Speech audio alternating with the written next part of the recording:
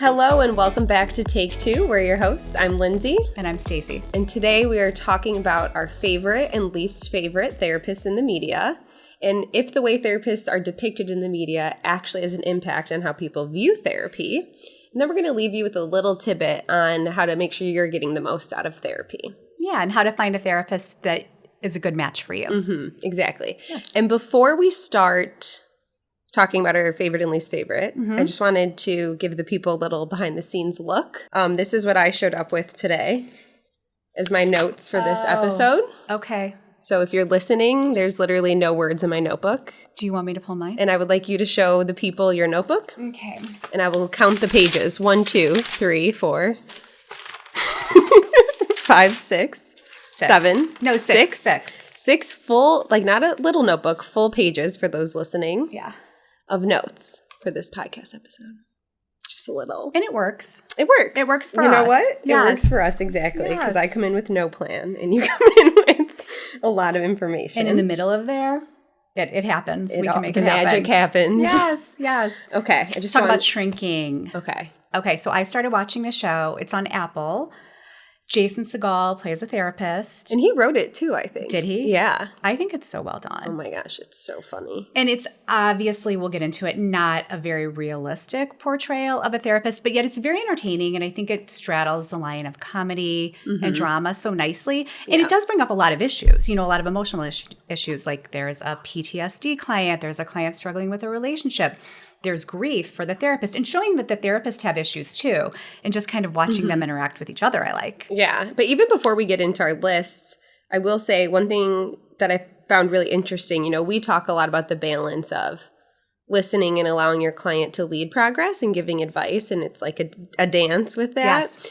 But what was interesting was when Jason, he had the client whose husband was abusive. Yes. And, we were always taught, don't tell someone to leave the person. And I think the show depicted exactly why you don't do that. Because then she didn't leave him and she was hiding it from him. So. Yeah, because it might make the client feel bad or start to not want to be upfront with you, which sometimes is a hard thing because you do want to reflect and share, but you never want somebody to feel like they're disappointing you because you're the therapist and we're not here to judge. We're here to help no matter what. But that's an interesting point. Right? Yes. So that's just something that I just thought of. Yeah. But let's go through our likes first. Let's go start with the positive. Let's start with the positive. So our top draft picks have to be from Shrinking. So who did you draft from Shrinking for your top pick? I picked Gabby. Yeah. I like her energy. I like the way that she interacts with her clients. And I think she's thoughtful and funny. And I don't know. I just like her in general. She was my number 2. I was really she? like her. Okay, yeah. who was your But my first? number 1 was Dr. Paul. I think maybe it's because I'm a therapist. I like the idea of an older man, not the man part, but an older person who's had a lot of experience in the field. Yeah. And I feel like he's so insightful, and I like the way he talks to Jimmy's daughter, and I like the way that he, even though that's not therapy, and the way that he, I don't know if you remember the scene when they're in is it the pool house or the shed? Oh, where like the back Jimmy house lets where his the client live, which we don't do that. Never.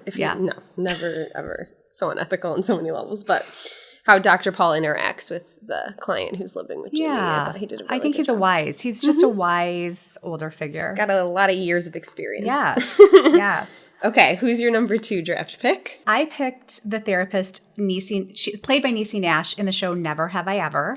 It's a Netflix show, and I love that show too. That's a really good show. And I liked her because I thought that was a pretty accurate, it's hard to find an accurate portrayal of therapy. Yeah. And I thought in terms of, as much as they could do, they showed multiple sessions. It was a pretty big part of the show, which I liked. I think it was realistic. I think she was, had the right amount of reflection, pushing on her, giving tools. I just thought overall, she's a good representation, and I like her energy and her rapport, which we will get to how important that is. I like that one. I didn't even think of that one. I have, I don't know how, do you watch Grey's Anatomy? I did. Okay. Yeah. But Joe's therapist, so she went to a treatment facility. Okay.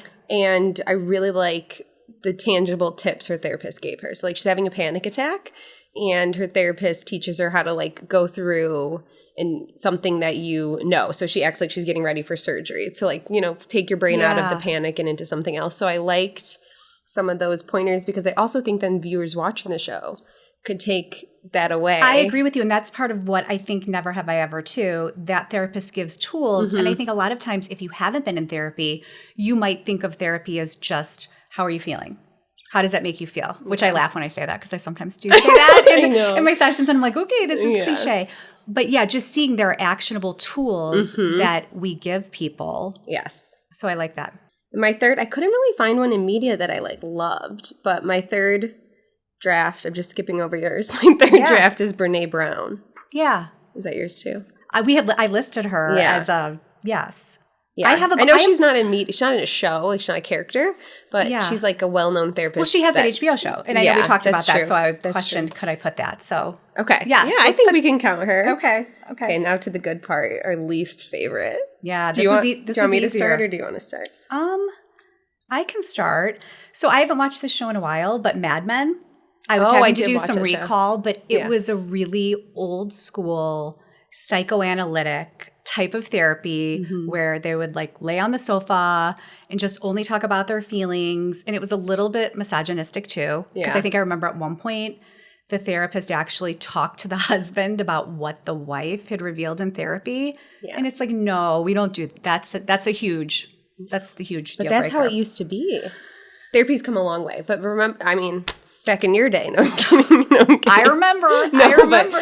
I remember that in school we learned a lot about how they used to, it was the husband's right to know what the wife was saying in therapy. That's awful. So yeah, that was kind of the depiction. It's like such a counterproductive in Mad Men to therapy. I know. And then even just like laying where you're not looking, the whole feels setup a little vulnerable. Of that. Like, yeah. Yes. And then the therapist is just the like, sounding board almost. Yes, in the total authority. Do you know what I mean? I don't feel like there's any like walking beside you or supporting you. Yeah, so I don't like that. Yeah, even though I haven't seen it in a while, Mad Men, that kind of rubs me the wrong way. Mine is 13 Reasons Why, the school counselor. Okay. I can appreciate them trying to show that not every therapist maybe is helpful. But I had strong feelings about like this is a show predominantly watched by teens. Okay. There's no, like, okay, if you're going to show a bad counselor, can we also show a good counselor? Like, there was no, you know. That's a good point. Because, like, then because a lot of people that age saw it, and does that inform and as what they, we're going to talk about it. Yeah. But exactly, if they saw that. Then I wouldn't go to my school, if that's my only. So tell me, because you know I never saw it. I heard a lot about it. I just didn't feel like it was something, it seemed really stressful to me. I probably should have watched it. Maybe I will. But tell me, what was it that was bad? And now it's been a while since I watched it too, so I might be misquoting specifically, but essentially she like goes to this school counselor and he's like his phone's ringing, he's not very engaged, like he's got personal stuff going on that he's bringing into the session, and at the same time she's like trying to report a sexual assault or rape that had happened to her, and he's like kind of questioning her like, well, did it happen, or were you drinking, and just all the things like we've been taught not to do. So it's not even like, oh, this just isn't a therapist who cares. It was like to the point of he's invalidating her experience. Yeah, like that's malpractice to me. Oh, that's pretty bad. For me, I'm just like, it's such a harsh, bad therapist that if I was a teen and I was struggling, then that might make me be like, why would I go tell my school counselor? Right. It would have been nice. I see what you're saying, to have a balance, because kids that age that were watching it are younger. And if this is going to make them think, oh, no, I don't want to share because people aren't going to believe me or I'm going to be made to feel bad, why would you want to go to therapy? Where I do understand, like, my clients have shared with me many horror stories of like, oh my gosh, why is the therapist doing that? But I think like when you're going to have that much influence, you got to show some hope. I agree. I agree. Number 2. My number 2 is not necessarily within a narrative show, but I said Dr. Phil. You don't love him? I hate Dr. I dislike Dr. Phil a lot. I'm with you on this one. He's my number 2 as well. Slowly creeping for number 1. Okay. Well, and I do want to say, I don't think he's out there as a representation of what we do. You know, he's not a therapist sitting in a therapy office. I think he's clearly there for entertainment and to provide maybe advice more so. But I think if you thought your therapist was going to be that strong or maybe that judgmental, again, if that is your perception of therapy, no, you know? I think Dr. Phil exploits, like he takes people who are struggling mentally and makes money off of them. And I think he can re-traumatize them. I think it's like, it reminds me of like the Jerry Springer show. Like I feel like he's just doing harm. And I know he got in trouble for having a dual relationship with a client. So that right there is like such a red flag, where he had a client and then had her working for him. Yeah. And then was like encouraging her not to take other jobs. Like you're not, like that's so unethical. So there's some I have a hard lines blurred. Yes. Yeah. And I think the point is, you know, even looking at, okay, it's a little bit different than in-office therapy. Yeah. One of the most important things in therapy is that somebody feels safe. Yes. And I just don't see a world where even up on that stage, like, that there's a lot of safety created. Not to say like he never has, but I think it doesn't really represent therapy, what therapy is about, nor do I think it would make somebody feel safe and want to go to therapy. Yeah. Okay. I think he does more harm than good. Okay. Yeah. So what else do you have? Okay. This is one that's not a character either, but I don't know. I made a TikTok about it, so I don't know if you'll remember. Okay. Charlie D'Amelio's therapist. Oh, I saw that. Did you see me post about it? I did. Where she was trying to like be vulnerable and share how she felt like a lot of pressure. Yeah. And like she was just talking about her anxiety about posting, and he like invalidated her completely and was like, well, you help people like my daughter likes, or I don't forgot who he said, but someone young, his niece or whatever, likes what you post. And it's just like, that's not, it was just. Okay. I remember I feel that. like I'm not describing it well. Yeah. But so not like, it sounds like maybe he was trying to challenge her, but he didn't validate her and then challenge her thinking, or she shouldn't have even been challenged. I'm going to pull up the TikTok. I know. I was going to say. Let me pull it up. Oh, here it is. Oh, my daughter's a huge fan of you. Yeah. Like after she had shared something vulnerable? Yeah. So it just seems like an inappropriate response. Right. Where it's like, I'm here because I'm stressed about being a content creator, and you're just going to like it. I'm on board with that. Okay. I agree. Okay. Anyone else? You got anyone else? No, that's all I got. I got a lot more in the dislike. I but that's know all I we drafted. did. Okay, so I think that's do you have one more? No. And all your pages of notes? Oh no, yes I did. See how helpful it is? Prince of Tides, which is older. You may not have seen it. It was Barbara Streisand. She actually has a sexual relationship, yes, with a client, and that's just like a huge no-no. And I do think if you are basing your ideas of therapy on what you see in movies and shows, a lot of times there are these huge boundary crossovers, like letting someone live in your back, like pool house, like we can't do that. Or having really like any type, you're not supposed to have an outside relationship, like no dual relationship, and certainly not a sexual relationship. So that's kind of obvious, but I did note that. Yeah. No, yes. I don't know that one, but I could agree with you on that one. So it seems like we're seeing therapy and therapists depicted in a lot of different ways, and a lot of it's negative. So the question is, does this impact how other people view therapy or coming to therapy? I would imagine so, but I know in your pages of notes you did some research. I did a little research, and it does. It does? Yes, it does. I could see that. Yes, because some people, you have to remember, this is, we're in the world of therapy, but some people, that might be the only context that they have. So you see this show, it's a pretty negative experience, or you're being attacked, or you're being invalidated, or, even worse, like some crazy personal boundary being crossed. I don't think it makes sense that wouldn't lend to you wanting to go to therapy. And in this study, there have been a couple studies. The positive shows, they do say that people are more likely to seek therapy and feel more positive about it. So the media does impact our views, and I think it might make it more or less likely. I'm curious, does it impact younger people more? Because I feel like they're more easily influenced. Yes, actually, one of them did say younger people, because you are because, more tied to media or doing more of life through media. Yeah. So it makes sense. Okay, that's interesting. Yeah. And that reminds me of I remember when I'd have my TikToks and I'd make little nuanced videos of me helping my client create a text to their ex or something. People are like, you can have your therapist do that? Or oh my gosh, I wish I had someone to help me with that. It's usually they go to their friends for that support, which they can still. Right. But if they want our help, they can. So I think it's interesting to see people's reactions too of they have such a skewed view of what therapy looks like. Right, providing insight into what it could actually look like. Yes. And I mean, we've certainly moved away, I think, most people from the laying on the couch and somebody being behind you doing God knows what. Do you know what I mean? If you walk in and that's the session, I'd be a little unless you're really looking to get a Freudian analysis, which maybe there's still a small percentage, but that's not the norm. So I agree. How casual it can be in terms of sharing. Yeah.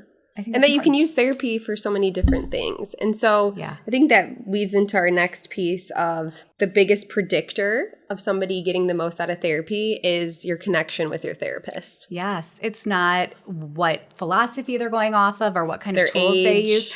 Yeah. I mean, I think it's pretty well researched. Your rapport and your relationship with the therapist, it's the number one predictor of success. Yes. And I think a lot of people go to therapy and think of it like the medical field where you go, you listen to what you list your symptoms, you listen to what the doctor says, and you leave. Where therapy, it's a lot more working together. Yeah, it's a partnership you almost. know? And I think thinking about that, you have more control than you think or input into therapy than I think a lot of my clients realize. It can look a lot of different ways. Yes. And you as a client have a lot of control over that. Of what you want your treatment to look like. Yeah.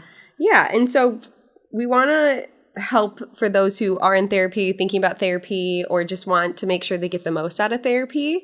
So we're going to use our Take 2 method. So I'll explain what that is in a second. But we're going to give you that to be able to use for the day before you go to therapy to really help to make sure this is what you're looking for. This is what you want, and it is helpful. Yeah, and maybe even to zoom out a little bit the day before you go to therapy, or maybe even as you're looking to contact a therapist. Do you know what I mean? Because I think it's hard to know when you pull up maybe Psychology Today and there's 15 options. Yes. How do you know? Yeah. So, okay, why don't you start? So the Take 2 method, so T, time, A, awareness, K, knowledge, E, engage.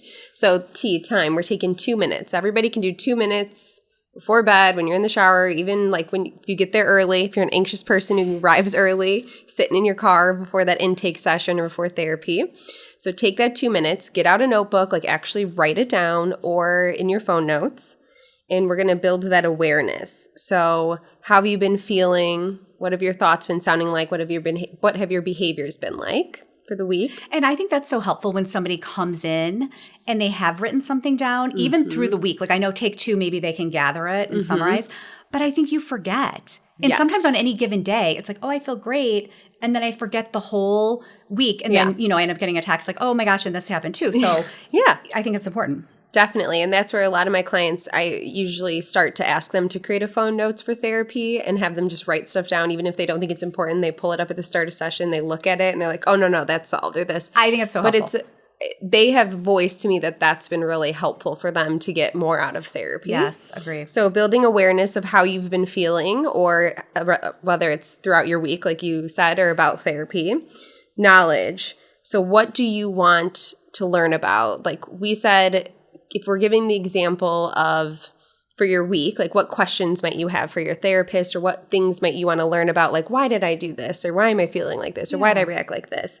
Where if you're using this to find a therapist, knowledge might be learning about the different types of therapy that exist. Yeah, because even though rapport and relationship is the most important, it can look really different if a therapist does psychoanalytic. That's going to look really different than maybe like what we call DBT, which is a very direct, actionable, behavior-focused therapy. So it does matter, I think do your homework and kind of decide in general what you're looking for, and then you can narrow down, your therapy, or if you're interviewing therapist, which I think you should. Yes, and that's the engage part. So what are we going to do about this? And I love the idea of, if we're trying to get stuff out of therapy, what are our goals? Or if you're looking for a therapist and you're trying to figure out if this is the right type of therapy or if this is the right type of therapist for you, you have those questions ready, or that list of things like, what am I looking for in a therapist? Yeah. And we talk a lot. Like we've been to probably 10 therapists combined. No, not that many, but a lot of different therapists, right?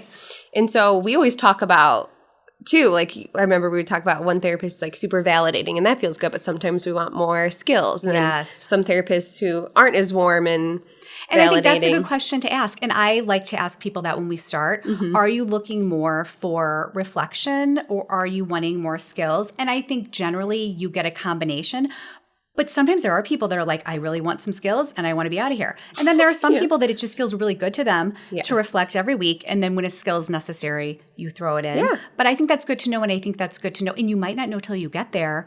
But you know what I mean? In thinking about it, I think it will help you maybe select people to interview or even going into a therapy session to be like, okay, today I really need this. Yeah. And it can change over, right? Absolutely. To your point, it can change over time. It's very fluid. And I think just to make sure it's 1 hour a week. So it's to make it the best use of your time. Yeah. And we want it to be valuable. And obviously you do, right? We do the best work with the more information we have. Yeah. Yes. Okay. I love a Snapchat screenshot from a fight or something. It's just my favorite. Oh my gosh, like use that. Because it is really nice to actually be able to see and like be involved in it. So yes, definitely. I think that's important. Oh my gosh, I think that's helpful. I think I should do that too before therapy. I know. Right? Yes. Like we got to practice what I've been preach. before like, wait, what am I going to talk about? And a good therapist, too, will help you. Oh, yeah. You know, I think you're never going to be just sitting there, even if you feel like you don't have anything. If you throw some things out, like they'll pull it out of you.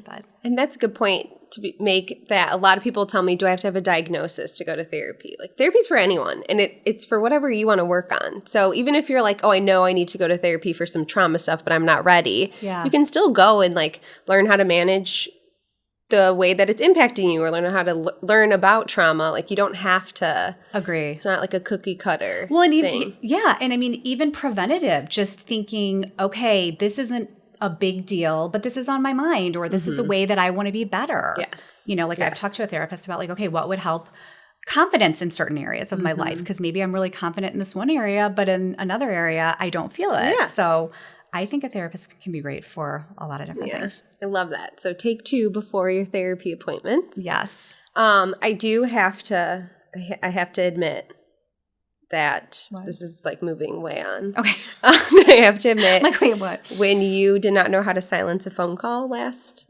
session. Last podcast, you mean? Yeah. Oh, yes. See, I'm in therapy brain.